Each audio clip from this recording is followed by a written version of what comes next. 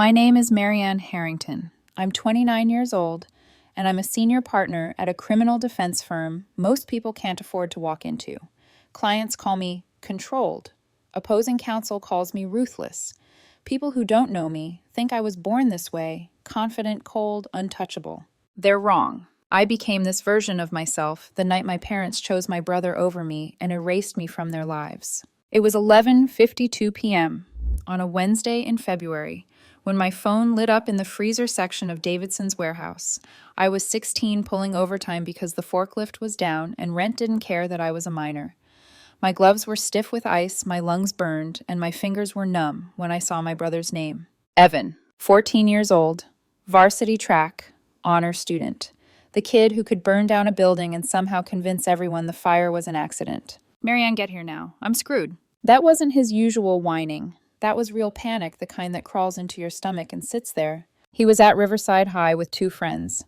They broke into the maintenance entrance, cracked the athletic safe with a pry, bar stole gate receipts, smashed equipment, and tagged the walls for fun.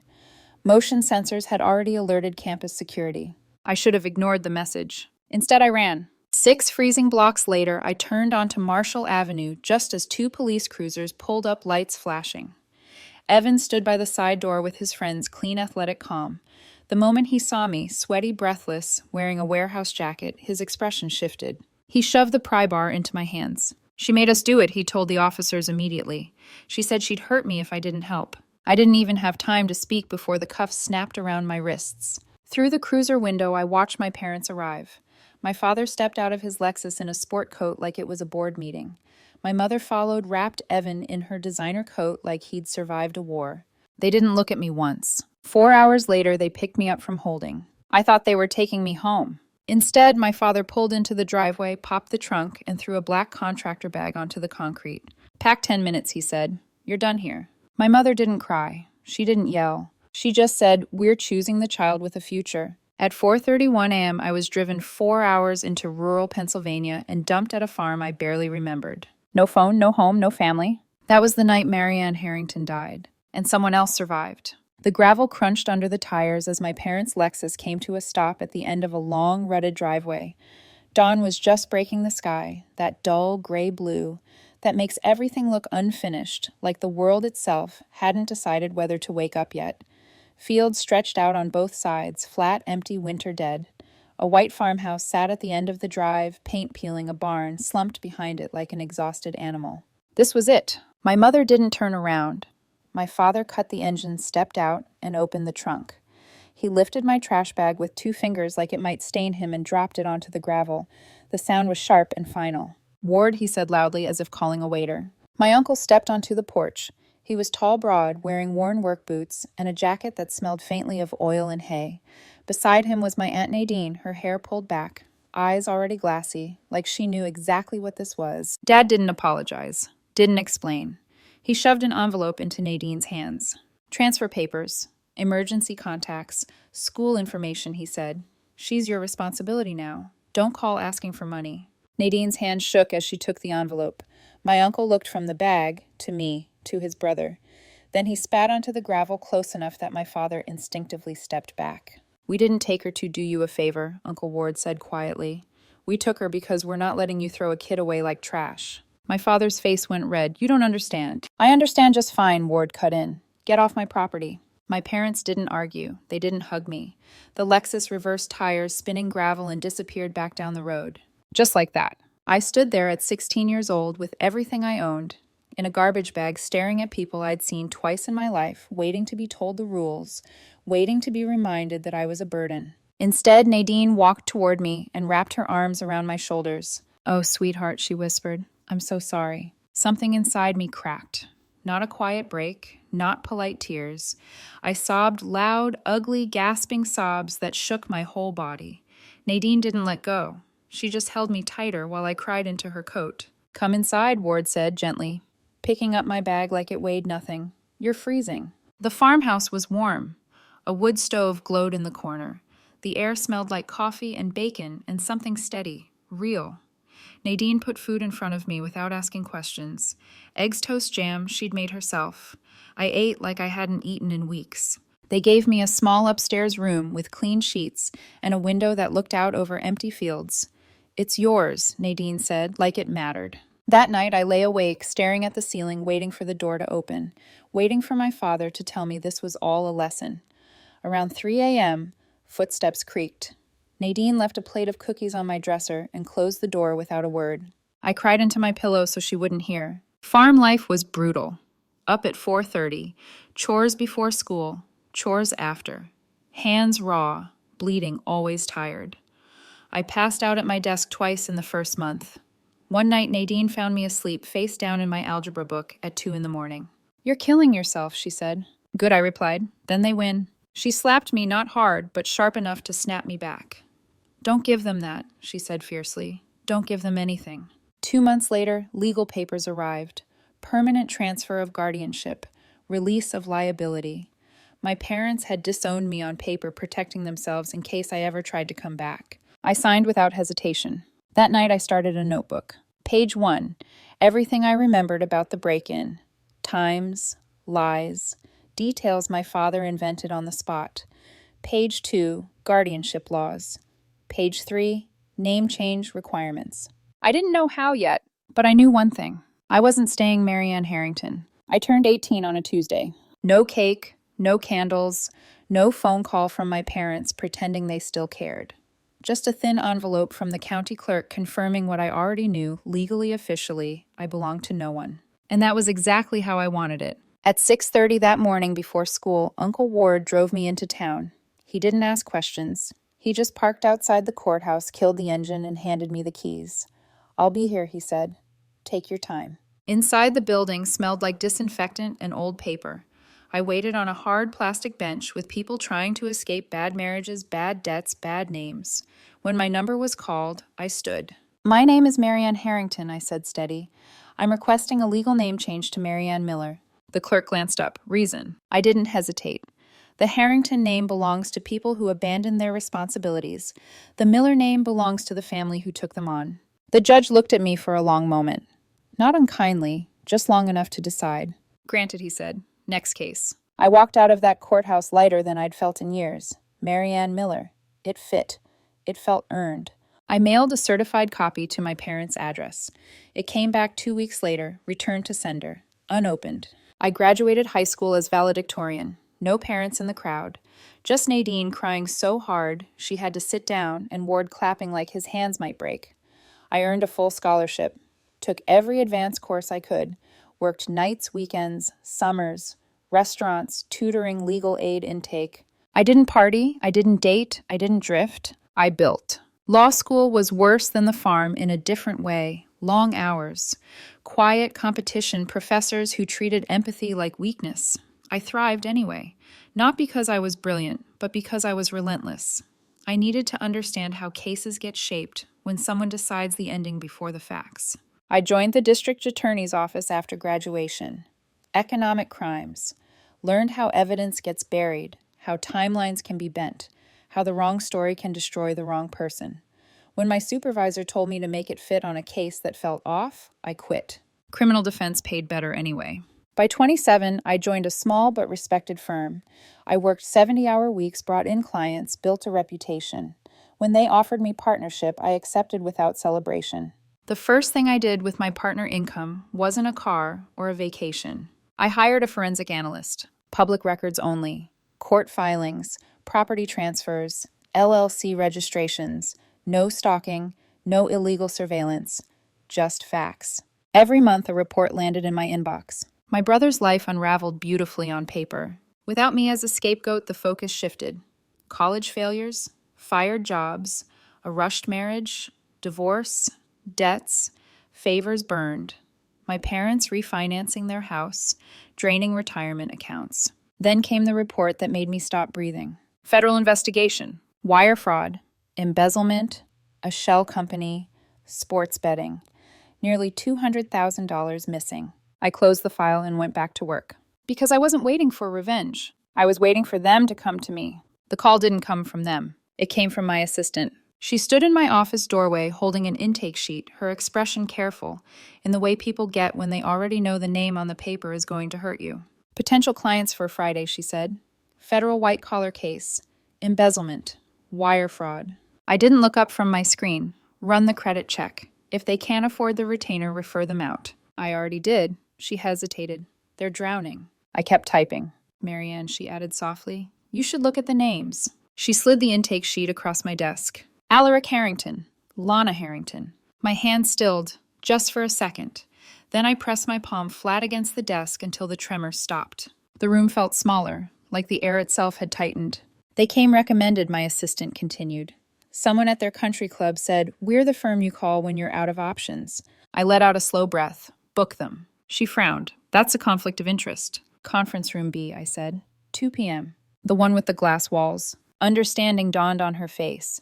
You want them to see everything. I want them to feel how far they have to climb just to beg. Friday came quietly. At 1:58 p.m., I stood at my office window in a charcoal suit watching traffic crawl 15 floors below.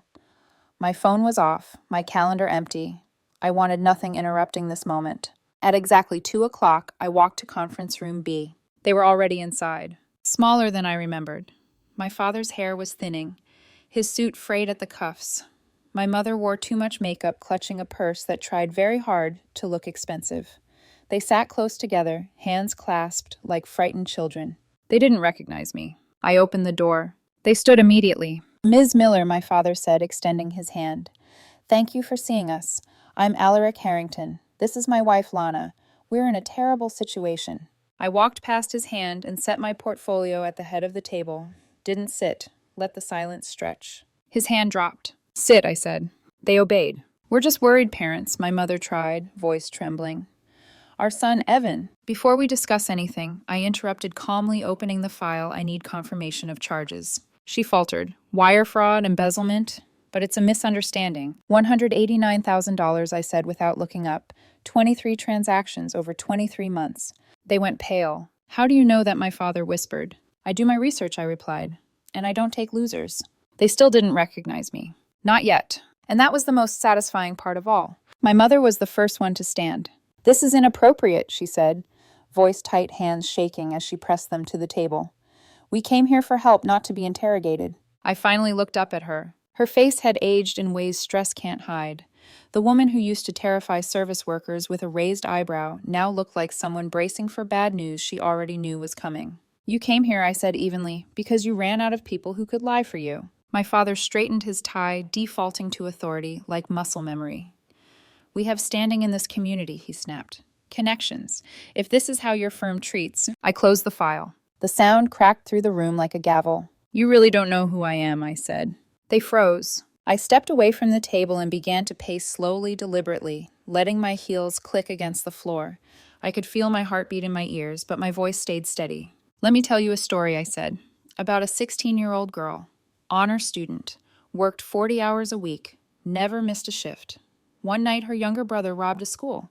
She ran to help because she'd been taught that family comes first. My father's brow furrowed. And do you know what her parents did? I continued. They blamed her, told the police she was violent, jealous, a problem. Then they drove her 4 hours away at dawn and dumped her at a farm with a trash bag. My mother made a small sound, not a word, a noise. They took her phone, signed away their rights, told themselves they were protecting the child with a future. I stopped behind my father's chair. His shoulders stiffened. Marianne, he whispered. I leaned forward just enough for him to see my reflection in the glass wall. Hello, Dad. My mother gasped, hands flying to her mouth. She stared at me like she was looking at a ghost that had learned to speak. Oh my God, she sobbed. It's you, Marianne. You're successful. Senior partner, I corrected. Youngest in the firm's history. My father stood on unsteady legs. We always knew you had potential, he said desperately. That's why we sent you away, to build character. Look at you now, we did this for you. The audacity was almost impressive. You abandoned me, I said quietly. You didn't call for 13 years. You didn't care if I lived or died until you needed something. My mother reached for me. We're family. Blood is blood. You have to help Evan. I stepped back. No, I said, I don't. I slid a single-page letter across the table. Notice of non-representation. Conflict of interest. This meeting is over. They didn't move. My father's voice dropped. If you don't help us, we'll tell everyone, your partners, your clients, that you let your own brother go to prison. I smiled, cold, sharp. Go ahead, I said, because here's what I'm going to do. I placed a flash drive on the table. I'm refusing your case, and I'm handing over everything I know about Evan's past crimes and your involvement to the prosecution. My mother went white. You used the stolen money, I continued calmly. Mortgage payments, car lease, country club dues. You weren't protecting him. You were living off him. Security arrived moments later. As they were escorted out, my father begged. We're sorry, he said, breaking. Please. I watched them disappear down the hallway. For the first time in my life, their desperation didn't own me. I didn't leak anything. I didn't call a reporter. I didn't whisper to anyone at the country club or let gossip do the work for me. I went straight to the U.S. Attorney's office. Monday morning, 9:04 a.m. I sat across from the assistant U.S. attorney assigned to my brother's case. Her office was sterile metal desk, framed diplomas, a single plant, struggling near the window. I placed a manila folder between us. You're prosecuting Evan Harrington for wire fraud and embezzlement, I said calmly, but you're missing part of the picture. She raised an eyebrow. You're a defense attorney. I'm not their attorney, I replied. Conflict of interest. This is public record material, non-privileged. She opened the folder. Inside, corporate filings, property transfers, mortgage records, shell company registrations. A clean timeline built entirely from publicly available documents. No speculation, no emotion, just patterns. Her expression changed as she flipped through the pages. His parents' expenses line up with the stolen funds, I continued. If your subpoenas confirm this, you're not looking at one defendant. You're looking at 3. She looked up at me. Why are you bringing this to us? Because 13 years ago, I thought the truth didn't matter. Out loud, I said, because I believe in consequences. 6 weeks later, the subpoenas matched the timeline. Warrants followed. At 6 a.m. on a cold Thursday, the Harrington family was led out of their house in handcuffs. Neighbors watched from behind curtains. FBI agents carried out computers, financial records, even the Lexus. Public opinion flipped overnight. The Golden family wasn't admired anymore, they were exposed. My brother pleaded guilty. 7 years federal time. To shave off his sentence, he testified against our parents, claimed they pressured him, claimed they benefited. The golden child devoured his creators to save himself. 3 days before sentencing, Evan waited for me outside my firm. He looked smaller, bloated, ankle monitor visible beneath his cheap suit. Marianne, he said, voice cracking. Please. I was 14. Dad told me what to say. I didn't slow down. You handed me the pry bar, I said. That was a choice. He dropped to his knees on the sidewalk, sobbing. I felt nothing. Our parents avoided prison due to age and clean records, but they lost everything else. House foreclosed. Accounts frozen. Reputation incinerated. By winter, they were living in a subsidized apartment surviving on Social Security. I wrote a check to Nadine and Ward enough to fix the farm enough to breathe. I thought it was over. I was wrong. 6 months after the indictments, I was walking to my car in the firm's underground garage when a figure stepped out of the shadows. My mother. She looked smaller than I remembered, wrapped in a coat that hung off her frame like it belonged to someone else. Her hair was gray and pulled into a messy knot. No makeup, no jewelry worth anything. Just a cheap purse clutched too tightly in her hands. Marianne, she said, voice thin, I've been waiting. I stopped a few feet away. Didn't hug her. Didn't step closer. What do you want? She swallowed. Your father's sick. Heart problems. Diabetes. The medicine, it's expensive. Medicare doesn't cover everything. The rent went up. We're drowning. I waited. Just a few thousand, she whispered. You have so much. I looked at her and waited for the anger to rise. It didn't. Have you asked Evan, I thought, but didn't say. I already knew the answer. She laughed bitterly as if reading my mind. He calls collect from prison every week asking for commissary money. Says we ruined his life. She stepped closer, hands trembling. We made mistakes. But we're old. We're your parents. Blood is biology, I interrupted. You taught me that. Her face crumpled. You're not sorry, I continued quietly. You're desperate. There's a difference. I opened my car door. She reached out, but didn't touch me. Please. I paused, then rolled the window down, just enough for the rain to hit my face. You want to know the real joke, I said. I spent 13 years imagining this moment. What I'd say. How I'd make you feel what I felt. Hope flickered in her eyes. And now that it's here, I feel nothing. I put the car in reverse. You chose Evan over me, I said. You'll keep choosing him until there's nothing left. That's your legacy. I drove away without looking back. Some people call that revenge. I call it freedom.